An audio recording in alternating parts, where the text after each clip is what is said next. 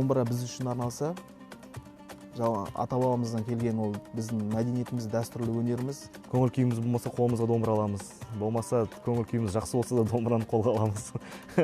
Домбыра маған басқа аспаптарға жол ашты, былай айтсақ.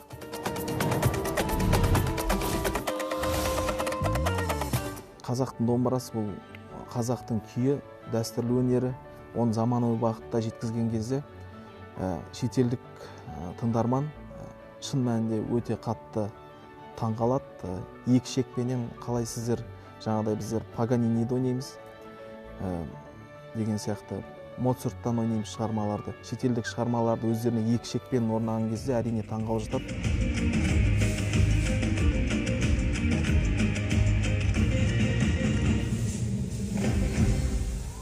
Қазір дуэт болып өзіміз толыққанды жұмыс істеп жүргеннен кейін, қазірде 25-30 мемлекеттен көп мемлекеттерде өзіміздің өнерімізді көрсетіп жүрміз. Оның өзінде, мысалы, Австрияның өзінде бір 10 шақты рет концертке қатыстық деген сияқты. Берлинде 7-8 рет қатыстық. Әр музыканттың, былайша айтқан кезде, әр домбырашының, күйшінің өзінің бір ұстанатын, өзіне жүрегіне жақын, жанына жақын, былайша айтқанда бағыты болады.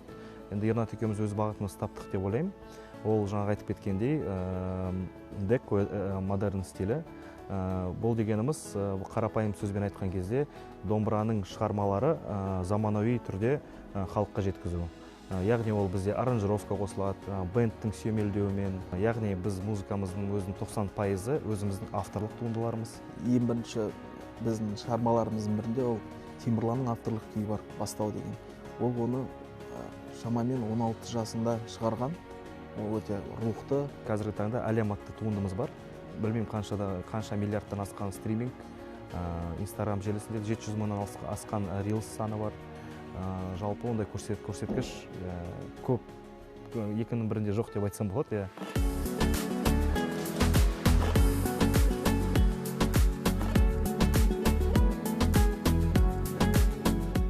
Енді қазіргі уақытта осыдан тағы да бертін келе шыққан Аманат деген күйлер бар. Олар енді есейдік, үйлендік, отбасылы болдық дегеннен кейін әр дүниенің өзінің құндылықтары бар. Өзіміздің ойымызбенен, өмірімізбенен өнеріміз қатар жүргендіктен ол күйлерімізде, шығармаларымызда жылдан жылға өзіміздің ой өрісімізбенен бірге өсе береді ол.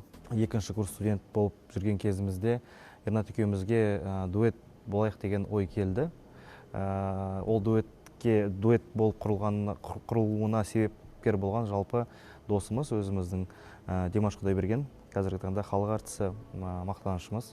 Мен Көкені ең алдымен ағам ретінде, ұстаз ретінде, үлгі ретінде көрем. Ол маған көптеген нәрсені үйретеді, қандай жолмен баруды, қандай адам болуды дегендей, қандай музыкант болуды. Қазіргі жобалардың бірнеше жобамыз бар. Оның ішінде Темірлан Ернаттың әлем атты турнесі бар. Ол өзіміздің бауырымыз, ініміз жақсы көретін Мансур Құдайбергенмен бірге әлем атты турнемізді бастаған болатынбыз өткен жылы. Қазір жалғасын тауып жатыр.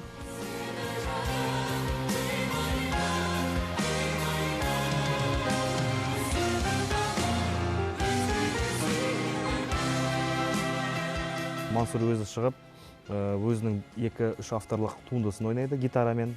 Одан бөлек жаңағы күй табағы дейміз ғой, яғни фортепианомен шығып, ағасының әндерін инструментал қылдырып, жаңағы концертке келген халықпен бірге бірлесіп орындайды.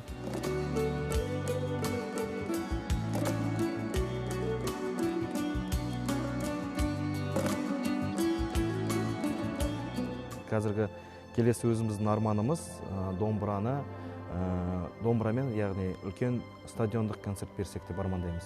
Яғни мақсат қоямыз оны. Темірлан Ернат дуэт болып құрылғанымызға да 10 жыл болады келесі жылы. Сол 10 жылға Алла қаласа жоспарда 2 қалада, Астана мен Алматы қалаларында үлкен ауқымды кеш берсек деп ойлаймыз.